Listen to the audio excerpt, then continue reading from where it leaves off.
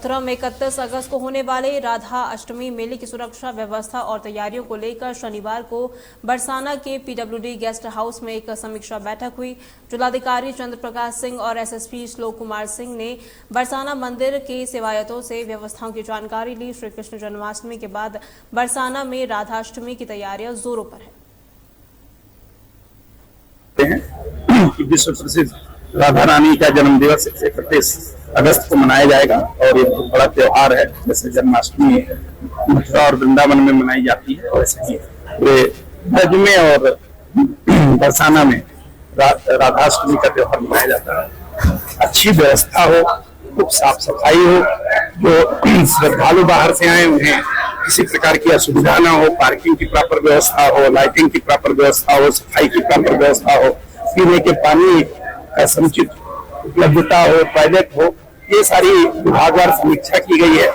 दर्शन का क्या समय होगा, उसमें और क्या बेहतरी और बढ़ोतरी की जा सकती है आते हैं, जिसके लिए आज यहाँ सभी विभागों की बैठक की गई और इसमें इस संबंध में बैठक में कुछ चीजें डिसाइड की गई है और सर्वप्रथम एक इंटीग्रेटेड ट्रैफिक प्लान, जिससे कि जनपद व प्रदेश के बाहर से आने वाले श्रद्धालुओं को आवागमन में किसी प्रकार की असुविधा न हो।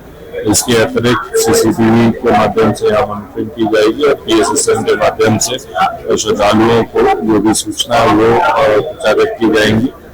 इसके अतिरिक्त अभी बैठक में ये प्रारंभिक रूप से डिसाइड हुआ है कि यहाँ जो मंदिर है या अंदर जो विग्रह है उसकी लाइव स्ट्रीमिंग कराने की भी बात सेवाओं के माध्यम से आई है। विश्व प्रसिद्ध राधा रानी का जन्म दिवस 31 अगस्त को मनाया जाएगा और ये बहुत बड़ा त्योहार है। जैसे जन्माष्टमी मथुरा और वृंदावन में मनाई। मुरादाबाद में नाम की पहचान छुपाकर कारोबार करने को लेकर एक नया विवाद खड़ा हो गया है। विवाह समारोह में बैंड बाजा की सेवा देने वाले कुछ कारोबारियों के खिलाफ शिकायत की गई है कि वे मुस्लिम होने के बावजूद हिंदू देवी देवताओं के नाम से दुकानें चला रहे हैं। वकील शैवी शर्मा ने मुख्यमंत्री पोर्टल पर एक शिकायत दर्ज कराई है। उन्होंने कहा कि अपनी पहचान छुपाकर हिंदू नामों का इस्तेमाल करने से हिंदू धर्म की भावनाएं आहत होती है। आईआरएस पोर्टल पे एक शिकायत कराई थी इधर बैंड बाजा के व्यवसाय के लोगों के, जो बैंड बाजे का व्यवसाय करते हैं वो लोग अपनी पहचान छुपाकर व्यवसाय कर रहे हैं। वो लोग हिंदू देवी देवताओं के नाम से व्यवसाय कर रहे हैं, हिंदू नाम से व्यवसाय कर रहे हैं, मगर मालिक मुस्लिम समाज से हैं। तो मेरा यही विरोध है कि आप मुस्लिम समाज से मेरा ये आप ना अपने पहचान से काम करो, जो नाम है वही उसको सार्वजनिक करो।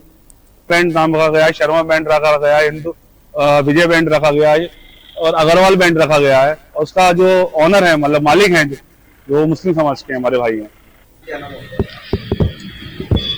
मेरा नाम मोहम्मद सगीर मसूदी और मैं श्री पंजाब बैंड से can't road Miglani celebration hotel Moradabad से।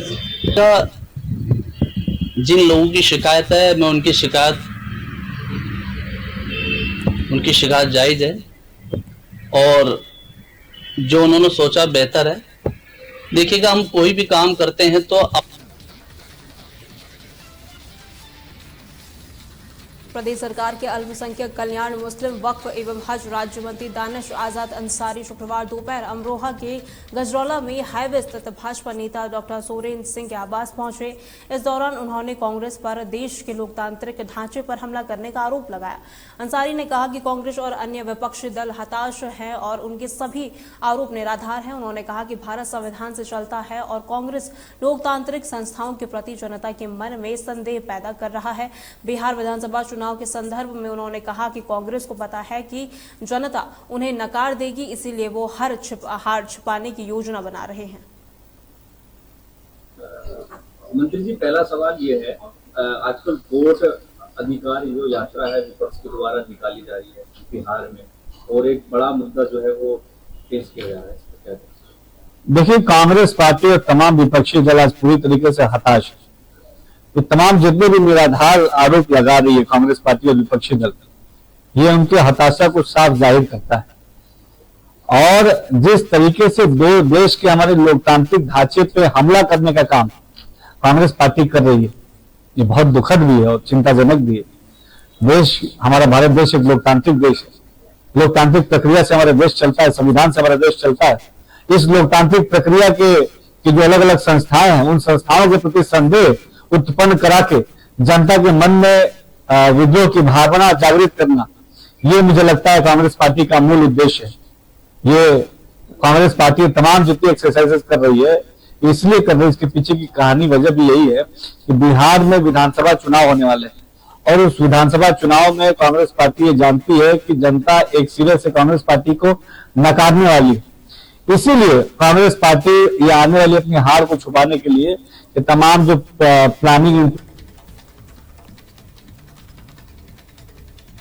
अमरोहा के मोहरका पट्टी गांव के युवा नेता कामिल कुरैशी ने अमरोहा क्रिकेट प्रीमियर लीग जीतने वाले गांव की क्रिकेट टीम को ढोल नगाड़ों से उनका स्वागत किया। उन्होंने खिलाड़ियों को फूल मालाएं पहनाकर उन्हें सम्मानित किया और उनके प्रदर्शन की जमकर तारीफ की। कुरैशी ने कहा कि ये जीत क्षेत्र के युवाओं को खेलों में आगे बढ़ाने के लिए प्रेरित करेगी। उन्होंने वादा किया कि वे गाँव में खेलों को बढ़ावा देने और खिलाड़ियों को बेहतर मौका देने के लिए काम करेंगे ताकि वे बड़े स्तर पर नाम रोशन कर सकें। प्रोग्राम यहाँ भी चल रहा है और आगे भी प्रोग्राम है। गांव वाले काफी जोरदार स्वागत कर रहे हैं। गांव वाले बहुत खुशी का माहौल है। गांव वालों ने सभी ने ज्यादा से ज्यादा सपोर्ट किया है टीम को और बहुत ही ज्यादा सराहनीय काम है। गांव वालों का शुक्रिया अदा करना चाहते हैं जिस तरह से वो बच्चों का हौसला अफजाई कर रहे हैं, बहुत ही अच्छा काम है। क्रिकेट युवाओं के लिए सिर्फ यही कहना चाहते हैं, जो भी बच्चे कोई सा भी गेम खेल रहे हैं, गेम के साथ साथ अपनी पढ़ाई पे भी ध्यान दें। सनोज भाई, आप जो खेलने गए थे तो जो क्रिकेट मैच था तो उसमें कितनी टीमों ने भागीदारी की थी? उसमें 36 टीमों ने भागीदारी करी थी। जिले की जो ग्रामीण प्रतियोगिता थी उसमें हमने फाइनल में प्रवेश करके और 2 रालों को हराया था। कहाँ हुआ था ये प्रतियोगिता? ये अमरोहा के मालिक खेड़ा स्टेडियम में हुआ था। फर्स्ट ऑफ ऑल तो मैं कांग्रेचुलेशन करूंगा इनको सभी का, जो इन्होंने एकजुट होकर हमारे क्षेत्र का, हमारे गांव का नाम रोशन करा है। इनके और आगे के लिए इंशाल्लाह इनसे उम्मीद भी है, पूरे गांव को उम्मीद है और पूरा गांव ये चाहता भी है कि आगे चलकर हर क्षेत्र में हमारा गांव का हर एक बच्चा, हर एक नौजवान अच्छा काम करे और गांव का नाम रोशन करे। और ये मुझे लगे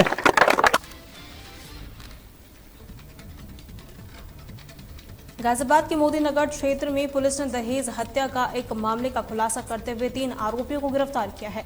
इनमें मृतका का पति, सास और ससुर शामिल हैं। पुलिस के मुताबिक मृतका की शादी 2022 में जितेंद्र कुमार से की गई थी। शादी के बाद से ही उसका पति जितेंद्र, ससुर और सास उससे दहेज के अतिरिक्त मांग करते हुए प्रताड़ित कर रहे थे।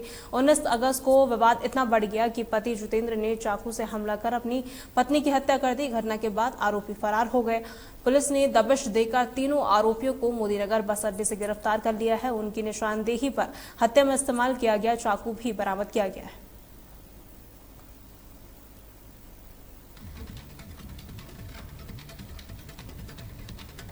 मुख्तार अंसारी के बेटे उमर अंसारी के वकील लियाकत अली की अग्रिमी जमानत याचिका कोर्ट ने खारिज कर दी है। गाजीपुर में एडीजी प्रथम शक्ति सिंह की अदालत ने यह फैसला सुनाया है। लियाकत अली पर कोर्ट में पेश किए गए कागजातों में फर्जीवाड़ा करने का आरोप है कि उन्होंने उमर अंसारी ने फरार चल रही मुख्तार की पत्नी अफसा अंसारी के फर्जी हस्ताक्षर बनवाए थे। इसी मामले में कोर्ट ने कल उमर अंसारी की जमानत याचिका भी खारिज कर दी है, जो फिलहाल गाजीपुर जेल में बंद हैं। वकील लियाकत अली भी इस मामले में आरोपी हैं। माननीय न्यायाधीश शक्ति सिंह जी ने खारिज कर दिया, क्योंकि अधिवक्ता समाज का सर्वोच्च प्रहरी होता है और एक अधिवक्ता द्वारा जो है न्यायालय को धोखा दिया गया, तो ये क्षम्य नहीं है और उनके द्वारा जो है ये संगीन जुर्म किया गया। और मामला यह है कि मुख्तार अंसारी के द्वारा जो है बेनामी संपत्ति जो है लूटपाट, चोरी, हत्या, करोड़ों संपत्ति प्राप्त की गई थी, जिसको माननीय जिलाधिकारी द्वारा पूर्ण किया गया था। इसके बाद अफसा अंसारी के लड़के उमर अंसारी के द्वारा एक हस्ताक्षरित करा करके लियाकत अली को दिया गया और लियाकत अली के द्वारा माननीय न्यायालय में यह प्रार्थना पत्र दिया गया कि जो गाजीपुर में जखनिया सीएचसी का निरीक्षण करने पहुंचे सुभाषपा विधायक बेदी राम वहां की अव्यवस्था देखकर सीएचसी प्रभारी और स्टाफ पर भड़क गए। मरीजों की शिकायत और अस्पताल में कई खामियां मिलने के बाद विधायक ने अपना आपा खो दिया और जोर जोर से डांटने लगे। विधायक की खरी खोटी सुनकर सीएचसी प्रभारी डॉक्टर योगेंद्र यादव भी नाराज हो गए। जब जखनिया में जब मैं जब मैं जखनिया में पहुंचा तो वहां पहुंचे तो सीएमएस साहब मिले, तो हमने कहा सीएमएस साहब बैठे तो हमने कहा रजिस्टर मंगाइए, पूरे आपके डॉक्टर और कर्मचारी हैं कि नहीं, रजिस्टर लाइए। तो वो बैठे तो मेरे सामने वीडियो है, आप देखिएगा, उसमें दस्तखत सबका बनाने लगे, छुट्टी लगाने लगे। तो फिर किसी किसी को उन्होंने कहा बाहर गए हैं, तो हमने कहा कि बाहर गए हैं तो मेमोरेंडम वगैरह कुछ होगा, या भ्रमण गए हैं तो भ्रमण का कोई पेपर होगा, जो बाहर गए हैं तो उसका पेपर होगा, उसको भी दिखा दीजिए मुझे। और ये सब बातें हो ही रही थी और निरंतर होते रहना चाहिए। कुछ कमियां भी पाई गई, बता रहे थे विधायक। कुछ कमियां पाई गई विधायक जी, पहले तो उनके वाणी पे नियंत्रण नहीं है और इतने अभद्रता से मुझसे बात किए कि मुझसे बर्दाश्त नहीं हुआ।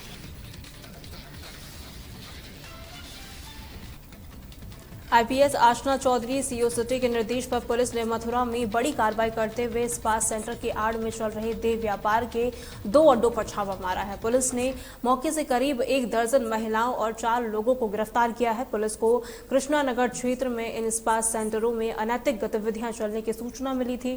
छापेमारी के दौरान पुलिस ने अश्लील सामग्री भी बरामद की है। ये कार्रवाई थाना कोतवाली के फोर्स ने की है। ये सेंटर काफी समय से चल रहे थे। एक स्पा सेंटर तो बीजेपी विधायक पूर्ण प्रकाश के घर के पास ही था। पुलिस को सूचना प्राप्त हुई कि कृष्णा नगर के कुछ इलाकों में अवांछनीय कार्य हो रहा है। इस क्रम में पुलिस द्वारा एक टीम गठित की गई और 2 स्पा सेंटर्स पर छापा मारा गया। इन 2 स्पा सेंटर्स का नाम है ब्लॉसम और हेवन स्पा, दोनों कृष्णा नगर इलाके में पड़ते हैं। इन दोनों स्पा सेंटर से 4 लोगों को गिरफ्तार किया गया तथा 15 लड़कियों को रेस्क्यू किया गया। वहां पर कुछ भौतिक साक्ष्य और अभिलेख प्राप्त हुए हैं। मथुरा पुलिस ने आज बड़ी कार्रवाई की है।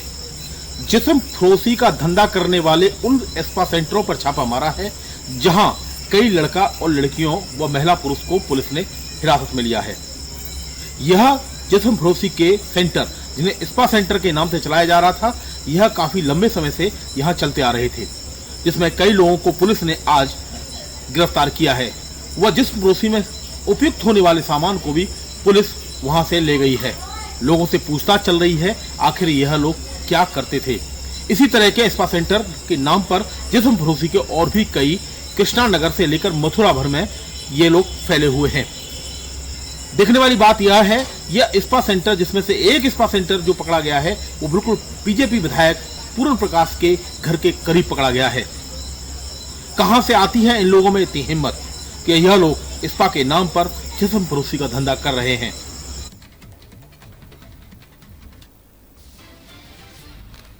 मैनपुरी के बन्नाहल विकासखंड क्षेत्र के पैरार शाहपुर गांव में ग्रामीण डेंगू के कहर से दहशत में हैं। ग्रामीणों के अनुसार गांव में 250 से 300 लोग बुखार से बीमार हैं। कई ग्रामीण तो ठीक हो चुके हैं, जबकि कई का इलाज चल रहा है और कुछ को बाहर के अस्पतालों में भर्ती कराया गया है। ग्रामीणों का आरोप है कि गाँव की गलियों में भरी गंदगी के कारण बीमारी फैल रही है। उनका ये भी कहना है कि कुछ पैथोलॉजी डेंगू की रिपोर्ट दे रही है, जबकि स्वास्थ्य विभाग इसे सामान्य बुखार बता रहा है। हालांकि सूचना मिलते ही स्वास्थ्य विभाग की टीम ने गांव में डेरा डाल दिया और लोगों को जागरूक करने के साथ साथ दवाइयां भी बांटी जा रही हैं। नाले में गंदगी ज़्यादा है और गंदगी वजह से कहना जो डेंगू वगैरह और जो अन्य प्रकार की जो बीमारियाँ चल रही हैं, कम से कम 250-300 आदमी से कम नहीं होगा बीमार। अच्छा। मच्छरों की वजह से सफाई में तो भाई नहीं। अच्छा। आप बड़ी हरिओम की बहू की भाई प्लेटें कम बताते हैं, अच्छा। मलेरिया बताते हैं, बच्चा ही कितने- चौथा दिन है। चौथा दिन है। यही वजह है बस, डेंगू मलेरिया। गांव में साफ सफाई कैसी क्या व्यवस्था? ऐसी हो रही है, कुछ नहीं, गंदगी है चारों लेंगे। बस कल दवाई डरवाई गई, जब पूरी खुल गई तब कल आए। बताया अभी तो चल रहा है ये नंगला दिन में क्या मुलायम? अच्छा, चौथा दिन है। चौथा दिन है। वजह यही है कि डेंगू बता रहे सर। अच्छा, गांव में कितने लोग बीमार गांव हैं? में 200 लोग, कम से कम 200 लोग। मैं डॉक्टर प्रदीप यादव, दवाई चिकित्सा अधिकारी बरनाल CSC से। 2 दिन पहले मुझे भी एक सूचना मिली थी कि पैरार शाहपुर में कुछ लोग जो है बुखार और उससे पीड़ित हैं। तो तत्काल जो है मैंने एक्शन लेते हुए वहाँ पे एक मेडिकल टीम जो है तैनात कर दी गई है और वहाँ पे बाकायदा ट्रीटमेंट उनका चल रहा है। हम लोग पैथोलॉजी की जांच भी करा रहे हैं।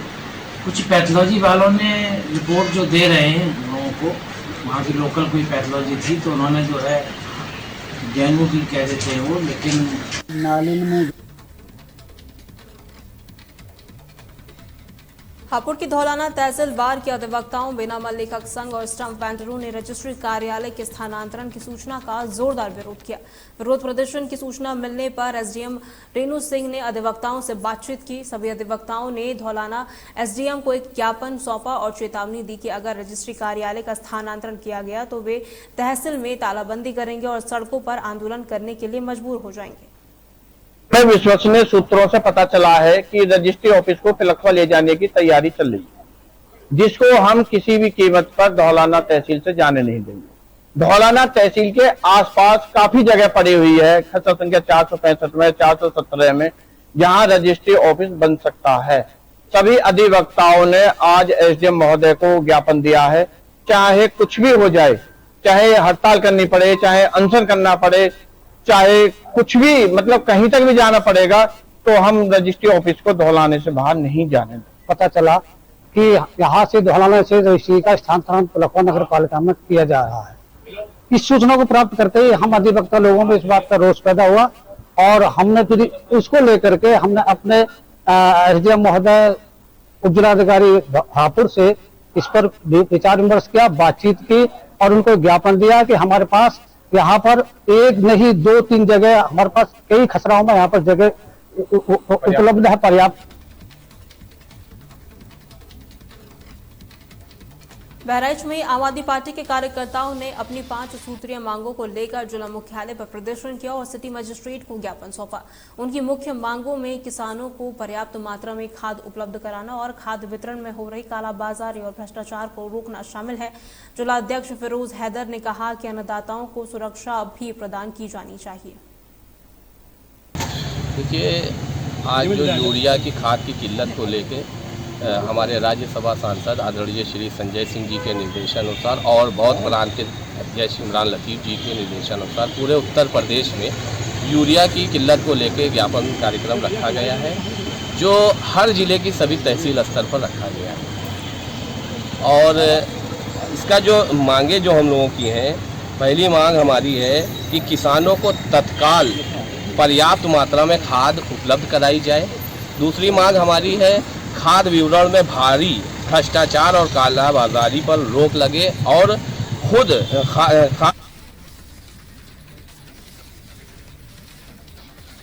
बांदा में उमस भरी गर्मी और बारिश के बीच एक वायरल इन्फेक्शन फैल रहा है, जिससे लोग परेशान हैं। खासकर ग्रामीण क्षेत्रों में छोटे बच्चे इस बुखार का शिकार हो रहे हैं। आज बांदा के ग्राम अछरौड़ स्थित अटल आवासीय विद्यालय के लगभग 50 छात्र इसी बीमारी से ग्रसित होकर जिला अस्पताल लाए गए। अचानक इतनी बड़ी संख्या में बच्चों को अस्पताल में देखकर हड़कंप मच गया। उन्हें तेज बुखार, जी मचलना और उल्टी जैसी शिकायतें थी। आनंद फानन में बाल रोग विशेषज्ञ डॉक्टर RK गुप्ता और 2 अन्य फिजिशियनों को बच्चों के इलाज के लिए लगाया गया। अच्छा, ये कितने दिनों से है? ये कब से है? 3-4 दिनों से। कब से है? 4 दिन। क्या स्कूल से बाहर हुआ कि घर में हुआ था? स्कूल में हुआ। क्या वहाँ का पानी दूषित है या फिर खाना दूषित होता है? वायरल फीवर संख्या गिनी नहीं जा सकती, लगभग है लगभग ऐसे 40-50।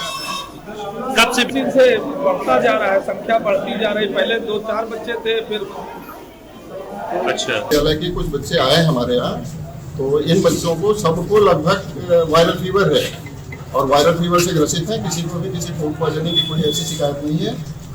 और अभी तक हमारे 2 डॉक्टर लगे हुए हैं देखने के लिए। उसमें लगभग 25-26 बच्चों को देखा जा चुका है, सबको दवा दी जा चुकी है।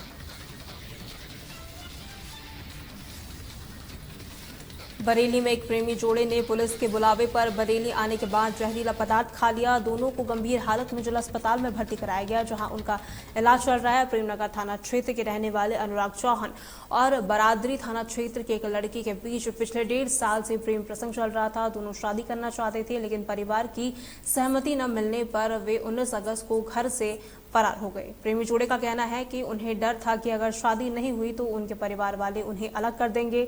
इसी डर से उन्होंने मथुरा में ही जहरीला पदार्थ खरीदा और मथुरा जंक्शन स्टेशन पर उसे खा लिया। इसके बाद वे बरेली पहुंचे और अपने परिवार वालों को इसकी पूरी जानकारी दी। आनन फानन में परिवार ने दोनों को जिला अस्पताल में भर्ती कराया।